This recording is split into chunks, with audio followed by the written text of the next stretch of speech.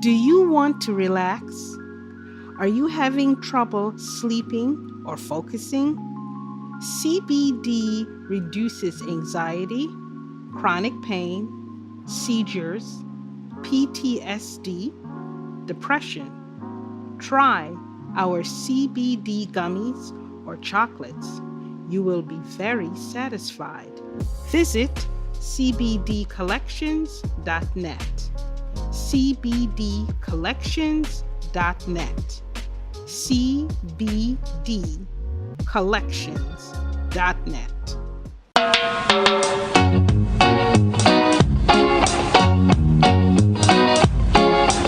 Do every month is try to engage with Janice Maxwell and finding great Jamaicans doing wonderful things.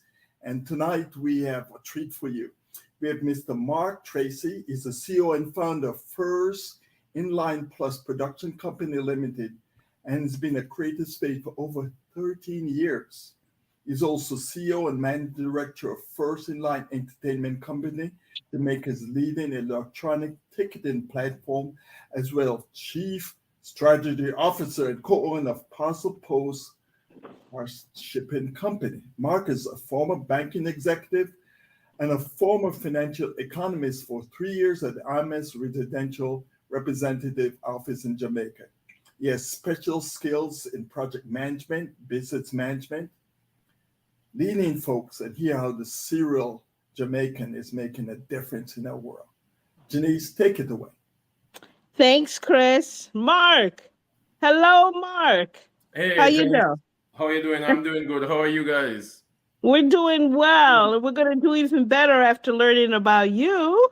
So, Okay. Mark, share some of your Jamaican roots. Where you hail from, Mark? All right. Where I hail from. So I was born in Kingston. Grew up in Kingston, off Riddles Road. I spent a lot of my time in St. Anne with my grandparents. I grew up with them for the better half of 10 years. And down in St. Anne, you're down that side. I spent a lot of time with my grandfather. So Huh? Kingston, St. Anne. Sounds good. Marcus Garvey's backyard, St. Anne. So you're raised good. You'll Yes, you'll make you'll make an impact in the world the way Garvey did, right? yes, yes. That's what I want to do on behalf of Jamaica. Yes, of course. So, what were some of the fascinating things you did as a child in St. Anne's and Kingston? Well, I'd say the more fascinating part for me was down in St. Anne. I love spending time down in the country. Climbing tree. The typical Jamaican boy. Climbing the mango tree, eating the East Indian mangoes up there. My grandparents they had land. We still have those lands, right, all the way back into the hills. So I spent a lot of time in the hills. You shoot bird. You learn for the slingshot, all of those country things. I love doing that. I love the fog in the nights, being out there in the nights, running up and down in the fog, driving my grandmother and grandfather crazy. That sounds good. Sounds like a good, typical Jamaican childhood. I remember the slingshots. I didn't do it, but I know the guys did. I remember a lot of the males in our family did. Yeah, because I was more on the bird side than the and then their side. You know? So you have a very, very interesting experience. Given your entrepreneurial instincts, who were the folks who helped you to develop this talent, or being so multi-talented, I should say? Well, the thing is, you don't even recognize it sometimes as a child coming up, the impact, persons have on you. And they don't even recognize as well. My uncle was one of them. Uncle Errol, he had a business where he did alignment stands, right? Alignment, for cars. He had two Mm-hmm. alignment stands, and I would, stay with him a lot of the times. He was in Kingston, with the alignment stands, and I would spend a lot of times seeing him organize the guys that worked with him. My stepfather as well, Chappie, he was also great for me in terms of understanding business, seeing how you do the entrepreneurship thing. He had a battery company, so I spent a lot Mm. of times, at both places. from like a mechanical type of thing. Yeah, You yeah. know, with the your father, your stepdad, and your uncle. That's good. It's good to have that kind of influence, male positive role model in your life. What did you take to school to further your entrepreneurial talents? So during, when I reached sixth form, that is when I started doing economics. I found out that I love econ. I was really good at math, and Mm-hmm. I found myself gravitating more to the business subjects. Funny enough, I did the sciences as well in fifth form, so I have both the sciences and business subjects. But I gravitated into business. Went from sixth form into UE, doing econ. My first degree is in that. Then I moved over to do my master's in econ, and then from there shape my skills in terms of doing some courses around project management and other business related subjects after university. We have a very diverse audience, so a lot of us may not understand when you say fourth form or fifth form. Could you tell us what that Okay, is? so when you're in high school in Jamaica, you go up to fifth form and you do your CXCs, right? And once you get those subjects, you go over into sixth form where shape where you want to go in terms of A level subjects. So in sixth form, you do your A level subjects, whether it be the business subjects or the science subjects, and from there, once you do those exams in sixth form, once you pass, then you move on to university to start doing the business related subjects, like in my case. Okay, so fourth and fifth form, you're like 15, 16, or 17, 18. Yeah, around about 17. By the time I was in sixth form, I was 17, 18.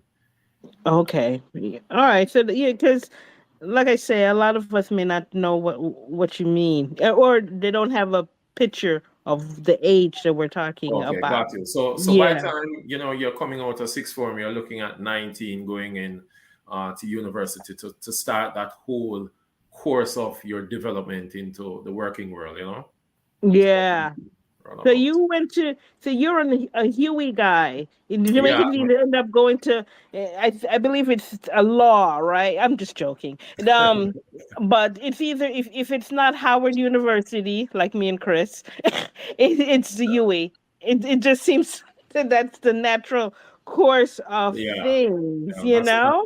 Yes. That seems to be the way it goes. But you had a very you have a very, like you say, you have a very diverse, well, what am I trying to say, you like an overall you're well rounded in Yes. terms of, you weren't just academics, and you weren't just sports, and you weren't just the hard sciences. What How did you go about deciding what area to develop? So I think by the time I was in the second year of university, I started working at the Central Bank, Bank of Jamaica. And while I Mm-hmm. was there, I met some great persons, Mrs. Brown in the stats unit, doing work for them in the stats unit. And they recognized the skill sets I had in terms of problem solving. And, Mm-hmm. she said to me, listen, when you're through with university, we would love to have you. So Wow. right there and then it started shaping the future for me. So I started pushing along the lines of harder econ, more studying along that lines, because by the time I was leaving the university, I already had a job waiting, because they were pretty impressed by the work I did Mm-hmm. every summer after that, so they really wanted me to join. Nice, nice. You also had a stint in the IMF. Some Yes. people aren't very happy with those three letters. How was that for you? So the IMF, it was really good, and I think it's a perspective you have in terms of looking on the IMF. When they came in terms of the first IMF program in 2010, during my time of working, the bank had indicated, would you want to apply and be a part of that overall program in terms of helping? So I started working with them. The truth of the matter is the IMF is a type of institution where they help to shape the vision of where you want to go. So if you look on, project management, for example, they teach you, in terms of looking on your economy, having an overall understanding of your economy, seeing the problems, and then setting the goals on solving those problems. And a lot of the times, it's hard for you to stick to the plan that you have. And that's the IMF for you. They will see the problem, they will tell you what is the solution, and it's for you to really stick to it and carry it out to the end. A lot of times the journey is rough, but it teaches you how to persevere and forge in ensuring that you've reached your final goal. So I think Yeah. that is the perspective you want to take. But yeah, I'll play devil's advocate with the IMF. They give the impression, and you're on the inside, but I'm a layman on the outside. It gives the impression that they're only interested in getting the payments. They're not interested in, say, making Jamaica a country of producers. They want us consumers. We're not producing anything. We're just borrowing money from everybody. We're Yep. not producing. And so, and people blame the IMF. It's like we're just basically living. If you're, let's just put in a layman's terms, you're Right. just living paycheck to paycheck. You're not earning any money to build wealth or to grow. And then the IMF, all they do is you got to come up with the money. We don't care if you don't build any schools or hospitals. We want that money that we loaned you. We want the interest that we paid you, loan shark. You know? And I mean, And that's really playing the devil's advocate. I mean, that, that's how a lot of people think when they yeah, I say know. IMF. That's true. I think that's true in terms of how a lot of persons see the IMF. But if you, me being on the inside, being a Yeah. part of that institution for a number of years, what happens with the IMF is that they look on the medium to long term. So they will, set up, for example, a standby arrangement with you, and they will say to you, okay, we need, we'll lend you the money, yes, but we set up and we have persons on the ground, including myself, who was working in the office. We structurally look on the economy, tell that country what are the things you can do to better your economy, and here's a path for you to do it. What happens is that the IMF is not going to stand up over here and say, listen, move box A, B, and C. No, they will say, the truth of the matter is, if you really work on B and C, it can make you better off. But they won't lift it up for you. They will give you the blueprint on how you should do it, and they will leave you for you to look on the medium to long term solutions. So, for example, I when I was working the office, my mentor at the time, he was the res rep for the office, Dr. Jean Leon. He was really a shot in my arm in terms of helping my career. And what he taught me was you have to be very, very practical in building your economy, and you have to understand the comparative advantages you have as an economy and build out from there.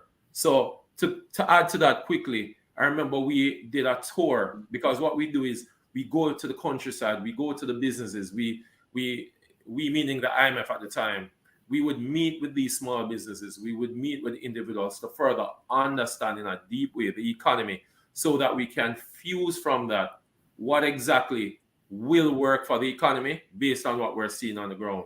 So I remember we went to a limestone factory down in St. Ann, and we recognized that literally 97% of Jamaica is limestone. And the byproducts from that, in terms of, the things, pharmaceuticals, the things that you can make from it, is overwhelming. Yeah. And that can be a lifeline in terms of the economy. So we proposed a paper to say these are the things you need to do that can boost your economy in terms of, increasing productivity, not just shipping out the limestone, but looking on building out industries that take the byproducts that give you a bigger bang for your buck and selling those on the international market. So Mm. IMF does. They really look on your economy and tell you what are the things you could possibly do to, in the medium to long term, make your economy more viable in terms of productivity. And a lot of persons don't know that.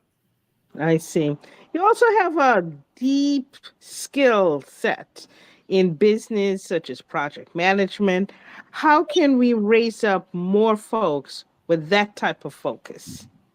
We as a country or a community. Right. So I know that there are a number of institutions that offer various courses in project management, and I think that is something that should be expanded and for persons to go after those institutions in terms of getting vouchers and getting on the list for those trainings. So say for example DBG, I know they have various programs for entrepreneurs to learn project management, not just vouchers for you to go and learn. The Development Bank of Jamaica, the JBDC is another entity that a lot of persons can turn to get those skill sets and those trainings through. It is very important because as small businesses, it's not about just understanding how to do a business plan. It's around how do I set out a strategic plan for my company to grow over time. And those are the skill sets that you learn from project management. So I would say to a lot of persons, go after your JBDC, go after your DBJs, go after your Hearts NTA, those various entities that have programs that help you to own your skills in terms of project management. Nice. Okay, so we are on to the main thing here, and that's frontline production, which you've created. Who Right. inspired you to begin Frontline Well, Productions? it's first in line plus production. So Oh, sorry. I yeah, thought it no was problem, Frontline. no problem. A lot of persons when they hear it at first are like first in line. Yeah, it. I'll tell the story around the name as we go along. So first in line production company came about, based on what was happening with COVID. I had the ticketing platform First in Line Entertainment, and everything was at a standstill in terms of events. Mm-hmm. And we have this wonderful back end in terms of the electronic ticketing, and the back end for that is a very robust back end. So, a friend of mine approached me about a play he wanted to do when, some of the restrictions would have been lifted halfway through. And, we went down, we took a camera and we filmed it. And I said, funny enough, we have a streaming end to the entire program. Let's stream it, and I have a mailing list. Being an economist, I believe in data. So from the Mm-hmm. ticketing platform, whenever we sell tickets, we get the data from persons. So we sent out an email blast, to persons in the UK, in Canada, in the US, in Jamaica, around this program being on that particular Sunday. And everybody subscribed, everybody paid to watch it. Then, I got a lot of emails about, we want to see more, we miss Jamaica, the diaspora misses. Mm-hmm. So then from that point, we started doing some more, going towards the Christmas holiday, and it really, expanded. And then we, put some resources in place to build out First in Line Plus dot online, where we are doing Jamaican streams, Jamaican content. And we did a reality TV series. A creator for that approached us to have that, being hosted on our platform. Influencers being in a mansion, living together. And that really took off, not just in the Jamaican space, but internationally in terms of the diaspora, logging on, purchasing. And from there, we expanded. And, I had a conversation with, Alva Samuels, one of, the childhood icons for me. And Yes, to do and the for many. right. He wanted to do the reboot of Oliver at Large. So I said, listen, I think at this point I want to go into production full time.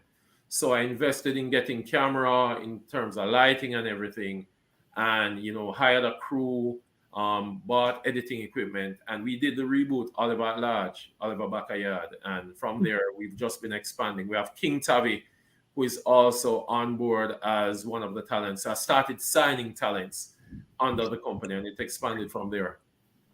But King Tubby, could you refresh my memory with King Tubby? I know the name, but it's just not coming to me. Okay, so King Tavi is one of the new generation of influencers coming out of Jamaica.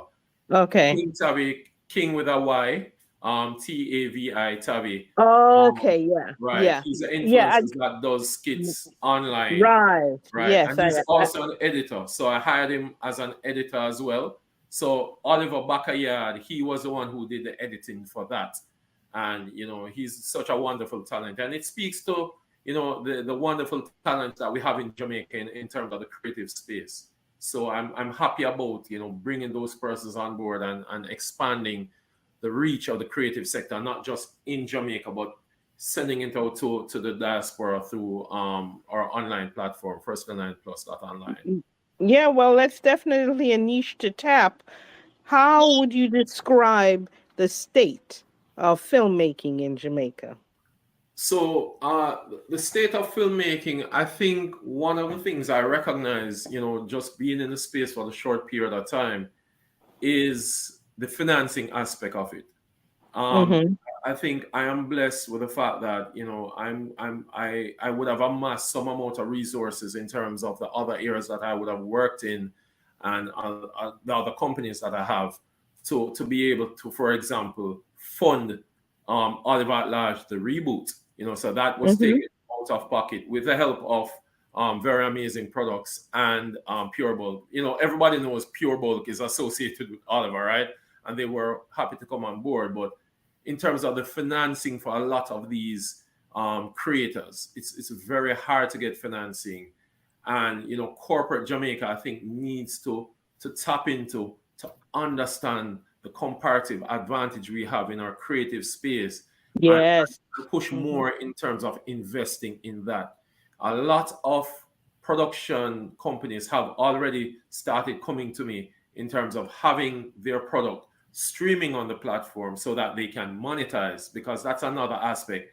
Mm-hmm. Because they create the product, but there's nowhere to monetize in a real direct way.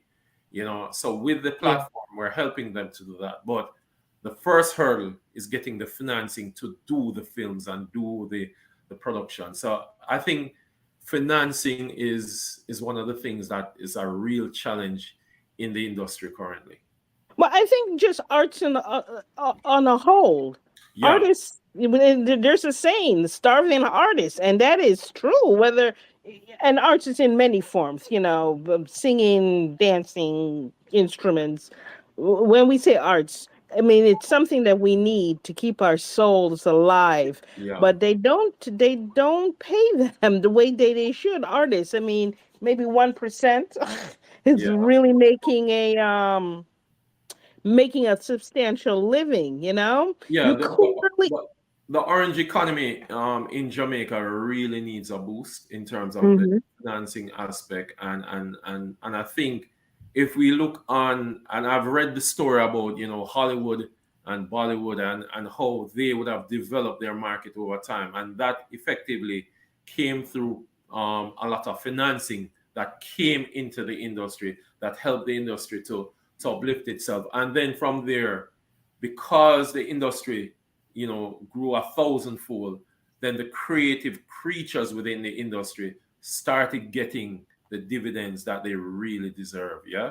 So I think Yeah, we need to but start. you had mentioned something called the orange economy, and like Yes. I say, could you please explain what that is to our international audience? What's an Okay. orange economy? Okay, so from a economics perspective, you have various, segments within your economy. So the orange economy is that part of your economy that deals with the creative space, music, film, theater. All of those creative components come together to make up the orange economy. Okay, so is that a term specifically um for Jamaica, or is that an No, economic term? it's a Is global that term. It's a It's a global term. global term. Yeah, Okay. yeah. Because, we're not, when you said orange economy, I'm thinking raising oranges. I didn't know Right, right, what right. you were talking about, you know? Yeah. You, Yeah, I tend um, to you, switch between the econ and all of that yeah. a lot of times. So Yeah, yeah, but we want to make our audience just kind of on the same on the same I page. get on the same page. You know what I mean? But Yeah. that's good. We're happy for your creativity and, of course, your expertise. That's very important. You clearly have an understanding that every industry needs an ecosystem to support it. Yeah. So you also have the electronic ticketing business. Talk to us about that.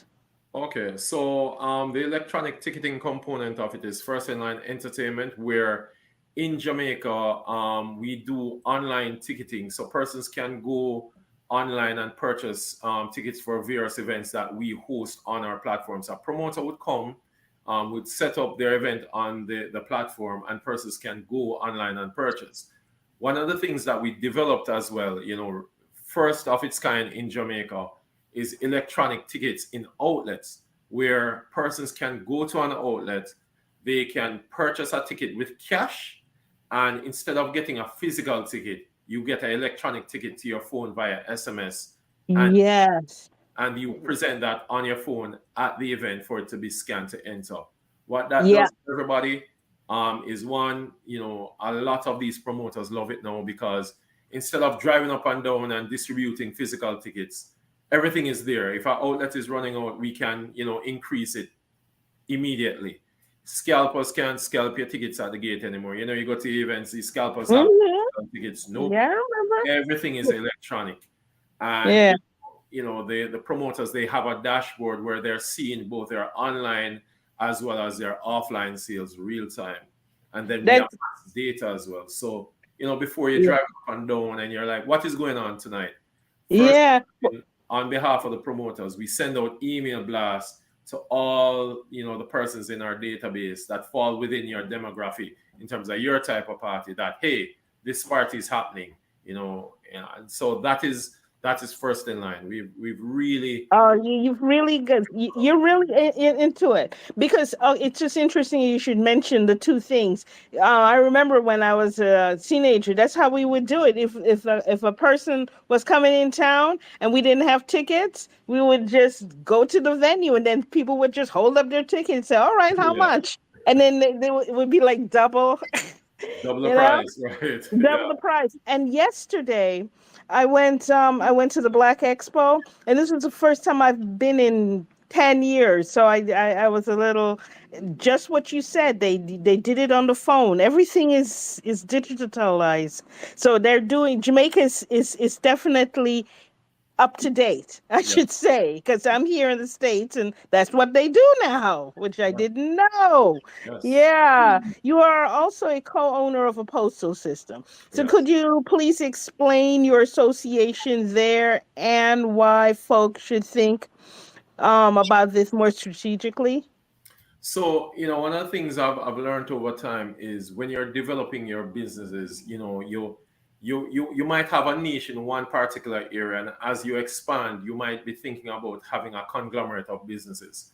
And if you're good across the field and you find that your passion is in various industries, it's nothing is wrong with you expanding your horizon as long as you understand your limitations. So I found myself again during COVID, in dialogue with a friend of mine, Donovan, and he was saying, "Listen, I want to, expand into, the shipping, company, the shipping industry where persons purchase online through Amazon, and we ship in the things for the persons." And I say, "Hey, let's go ahead." So we developed Parcel Post, which is Hmm. approaching 2 years old now, and it's doing really well. We've opened a second branch in St. Anne, Drax Hall, and we're expanding. You bring solution to problems. So that's Yeah. always been my And that's thing. how I you, look on and opportunities and I find that's solutions. and that's how you do it. That's how you make the money, and that's Yeah. what it's about. Um, so the forecast for the global economy in the next 12 months have some uncertainty. How can you prepare for such a scenario? Well, so there are uncertainties definitely on the global space. We see where interest rate is rising. So, of course, as small businesses, especially those that have to look to loans for financing, you find that Hmm. these loans are much more expensive. I think in the medium to long run, I see where those dynamics will be tapering off as supply chains come back into sync and persons recognize that there's a new norm and we need to shape ourselves around that. So the uncertainties will kind of level off itself, and then we'll be in a better space to plan around what comes next. And remember, economies are cyclical. So we're going through that process where is a trough, and you want to look for the rebound. And in terms of looking on the rebound, I'm seeing where come next year, a lot of things would have tapered off, and there are a lot of opportunities going on the upward trajectory that persons want to look on, and there's only one way up, coming from the bottom, right? So Right, that's true. yeah. That's true. So when they say crisis bring opportunity, entrepreneurs are always looking ahead. What is your crystal ball? Look in your crystal ball and tell us what you're forecasting, so we can say we heard it here. We heard it here from Mark So, so, Tracy. so, so the, the truth of the matter is, I'm seeing truthfully, and I'm excited about it. Being in the space, I see where Jamaica. I see where a lot more, opportunities will present itself in Jamaica. I see where a lot of foreign investment is coming in. So a lot of persons want to position their business, brush off their business plans around looking for those opportunities and those partnerships, especially from persons coming from the outside, especially in the creative space. Within the last 3 months, I've seen where, two outside companies, large companies, have come in to do filming in Jamaica. So there are opportunities there. And as I say, I see where things are leveling out, and it's around looking for those opportunities in the weed and ensuring that you position yourself to be a part of it. Yeah, because I definitely feel that Jamaica has a space for the film industry. Because, I mean, at the end of the day, there's what, 33 islands that also have sun and sand. And Yes, you can always go to any English speaking. I don't know how many, but there's quite a few. So we've got to basically up the game and have something else to bring to the table. And filmmaking is definitely an option, or should be yeah, on the table. it Yeah, should. from Our culture is rich, and we very. tell a lot of stories. So we need to put on those skill sets. That's true. Well, as we close, do you have any final wisdoms for our audience? Where you have this is an international audience, so don't make it too colloquial. No, I think my final wisdom, my final thoughts would be, if you have the knack to be creative, if you have the knack to be an entrepreneur, and to expand your horizon, it's not such a scary thing to want to step into entrepreneurship. Like myself, I would have ensured that I put all the support systems around me, and once Mhm. I'm sure that the support system is in place, then I step off the cliff. The parachute was there ready, for me to start gliding. So that would be my final thoughts. If you have a Oh, passion, if you have a love, it's about setting up the support system around you and going for it. You twinkle your toes when you get up in the morning and you're doing what you love. You can't ask ah. for life any better than. No, you can't, because when they say when you love what you're doing for work, you're not working. You're just doing what you enjoy. So to learn more Exactly. about Mark Tracy, visit marka.tracy@gmail. To learn more about Jamaican diaspora, visit jamaicandiaspora.com. To learn more about Chris Daly, visit chrisdaly360.com. Mark, we really enjoyed spending time with you. We're going to invite you back when you've got some exciting things, because you're such a creative person. We know our Well, thank audience you. will want to hear more and more about you. So thank Thank you you for very much spending for time with having me. us. Bye now. All right. Take care, everybody. Thank you for having me. Bye.